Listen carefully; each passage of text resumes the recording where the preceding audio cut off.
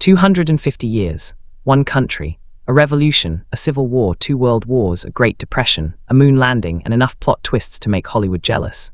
This is the story of how a handful of angry farmers with muskets turned into the most powerful nation on earth, and somehow survived almost destroying itself along the way.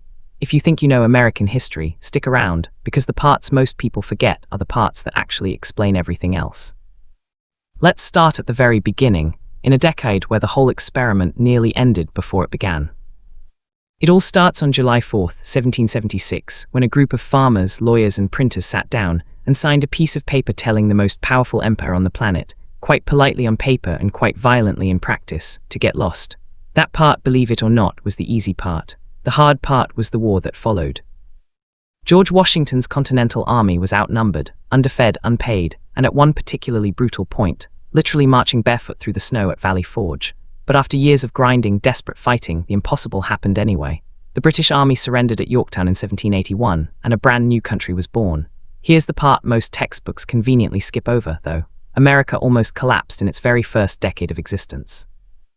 The original rulebook, a document called the Articles of Confederation, turned out to be a disaster in practice.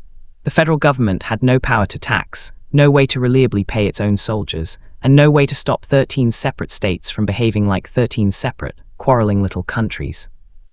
Things came to a head in 1786, when broke, unpaid war veterans in Massachusetts picked up their weapons and rose up against the government, eventually marching on a federal armory in an uprising known as Shays' Rebellion. It scared the founding generation badly enough that they scrapped the entire system. In the summer of 1787, delegates locked themselves in a room in Philadelphia through a brutal summer and hammered out a brand new plan, the United States Constitution. America didn't just survive its first real crisis, it rebuilt itself into something stronger.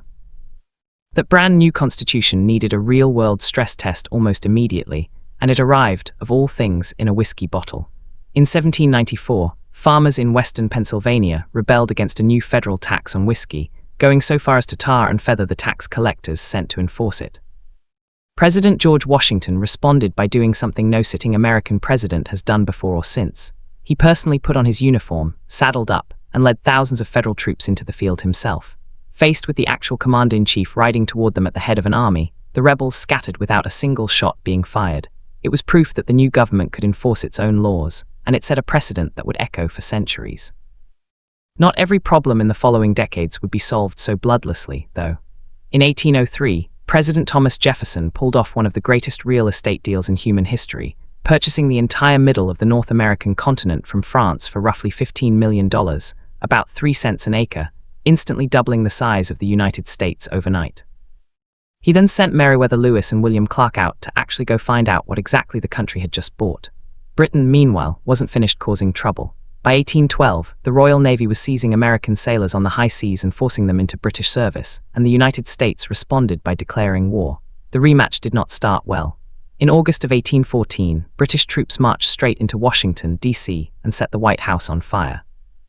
But 3 weeks later, at Fort McHenry in Baltimore Harbor, British ships bombarded the fort through an entire night, and when dawn broke, the American flag was still flying above it. A lawyer named Francis Scott Key, watching from a ship in the harbor, was so moved that he wrote a poem about the moment, a poem that would eventually become the country's national anthem. The next major threat to the young country wasn't going to come from across an ocean. It was already brewing inside the House. In 1820, Congress passed the Missouri Compromise, drawing an invisible line across the map of the country, slavery permitted below it, banned above it. From his estate in Virginia, an agging Thomas Jefferson looked at the news and called it a firebell in the night, a warning, in other words, that this single line on a map would eventually tear the entire country apart. But while Congress argued over lines on paper, Americans down in Texas were busy drawing a very different kind of line. In 1836, Texas declared independence from Mexico, and a Mexican army under General Santa Anna marched on a small mission in San Antonio known as the Alamo. Roughly 200 defenders held out inside its walls for 13 days before the final assault came, and every one of them was killed. The sacrifice, rather than ending the rebellion, lit a fire under it. 6 weeks later, shouting "Remember the Alamo," an army under Sam Houston routed Santa Anna's forces at San Jacinto in a battle that lasted only about 18 minutes, even capturing Santa Anna himself. Texas had won its independence. That victory came with a catch, though. When the United States formally annexed Texas in 1845, Mexico was furious, and with a swelling national mood historians call manifest destiny, the the belief that America was fated to stretch from one ocean to the other, war broke out between the two nations. The United States won, gaining California and the entire American Southwest in the process. Here's the part that still sounds almost too strange to be true. On January 24, 1848, just 9 days before Mexico even formally signed the peace treaty, a carpenter discovered gold in a California riverbed. Mexico had handed over a fortune it didn't even know it was giving away. Within a year, tens of thousands of prospectors, later nicknamed the 49ers, stampeded west in search of it.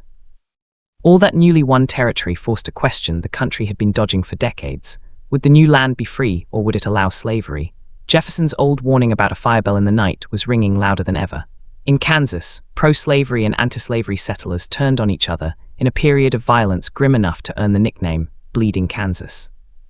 In 1857, the Supreme Court's Dr. Scott decision ruled that Black Americans could never be considered citizens of the United States, no matter where they were born or how long they had lived free. In 1859, an abolitionist named John Brown raided a federal armory at Harper's Ferry, hoping to spark a wider uprising against slavery. By the end of the decade, the country wasn't just arguing anymore, it was arming itself. And in April of 1861, the shooting finally started. 11 southern states seceded from the Union. Confederate cannons opened fire on Fort Sumter, and for 4 brutal years Americans killed other Americans on their own soil. Brothers fought brothers. Quiet farm towns like Antietam, Gettysburg, and Shiloh became some of the bloodiest ground in the entire Western Hemisphere.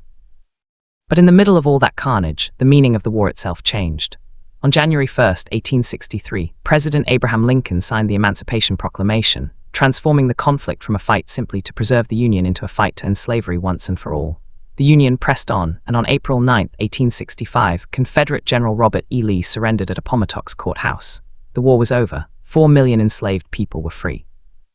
Just 5 days later, the exhausted man who had steered the country through the entire ordeal was assassinated. The Civil War killed more than 620,000 Americans, more than any other conflict in the nation's history before or since, and the president who won it never lived to see the peace he had fought so hard to secure. It remains, even now, the single costliest chapter in the entire American story, a reminder that the deadliest threats a country faces don't always come from outside its own borders. What followed was, in its own way, just as tragic. The plan to rebuild the South and protect the rights of newly freed Americans effectively died in a backroom political deal. The deeply disputed presidential election of 1876 was resolved when the two parties struck a secret bargain. One party kept the White House, and in exchange, federal troops were pulled out of the South entirely, abandoning millions of freed Americans to nearly a century of Jim Crow segregation and disenfranchisement. Meanwhile, up north, a period of rapid industrial growth known as the Gilded Age was minting new millionaires by the dozen, right up until the Panic of 1873 wiped out banks, railroads, and jobs almost overnight. If there's one pattern worth remembering from this point forward, it's this: boom, bust, rebuild. America was about to live out that cycle again and again, and the rebuild that followed really was remarkable. Through the 1880s, electric lighting switched on in American cities for the first time, the Brooklyn Bridge opened to the public, and France shipped over a 300-foot copper statue that would become the Statue of Liberty, standing as a welcome to a new wave of arrivals. That wave arrived fast. In 1892, Ellis Island opened its doors in New York Harbor, and millions of immigrants poured through it chasing a new life. By this point, the country had essentially run out of continent left to expand into, so it started looking overseas instead. In 1898, the United States defeated Spain in a war that lasted barely 10 weeks, and came away controlling Puerto Rico, Guam, and the Philippines, transforming almost overnight from a former colony into a colonial power in its own right. The new century opened with a gut punch, though. On September 8, 1900, a massive hurricane struck Galveston, Texas, and a wall of water swept over the low-lying island city, killing an estimated 8,000 people. It remains, to this day, the deadliest natural disaster in American history, but barely 3 years later, on December 17, 1903, 2 bicycle mechanics named Orville and Wilbur Wright flew a homemade flying machine over the sand dunes of Kitty Hawk, North Carolina. It stayed airborne for just 12 seconds, but those 12 seconds changed the world. The sky, it turned out, would also bring war. In 1917, the United States was pulled into World War I, sending roughly 2 million American soldiers across the Atlantic to the trenches of France, and more than 116,000 of them never made it home. But the deadliest force of the decade wasn't a foreign army at all. It was an invisible one. Starting in 1918, an influenza pandemic swept across the country and the world, ultimately killing roughly 675,000 Americans, about 6 times as many as the war itself had claimed. Faced with all of that loss, the country responded, somewhat surprisingly, by throwing the biggest party in its history.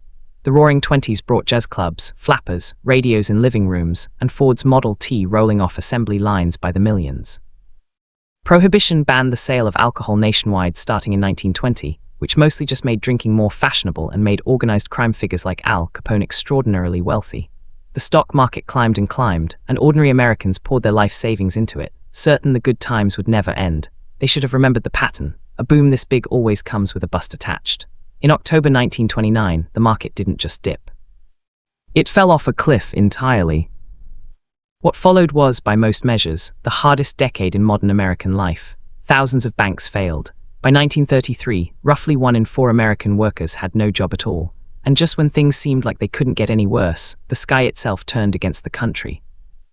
A prolonged drought turned huge stretches of the Great Plains into what became known as the Dust Bowl, with massive storms blotting out the sun entirely on what came to be called Black Sunday in April 1935. Families packed everything they owned into trucks and headed west with almost nothing left. But the country didn't give up. Federal programs built dams, bridges, and parks, and laid the groundwork for a social safety net that still exists today. Just as America was climbing back onto its feet, though, the entire world caught fire around it. On a quiet Sunday morning, December 7, 1941, Japanese aircraft attacked the American naval base at Pearl Harbor, killing over 2,400 Americans in under 2 hours and pulling the United States into World War II. The whole country mobilized almost immediately. Factories that had been building cars started building bombers instead.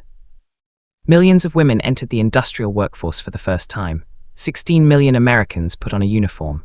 On D-Day, over 150,000 Allied troops stormed the beaches of Normandy under withering gunfire, beginning the long march toward Berlin.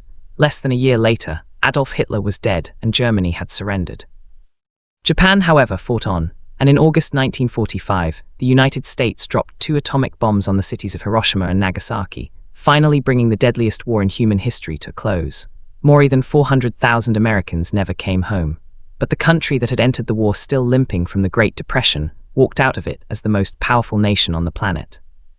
On the surface, the 1950s looked almost impossibly perfect. Brand new suburbs, freshly paved highways, rock and roll on the radio, and a television glowing in nearly every living room. But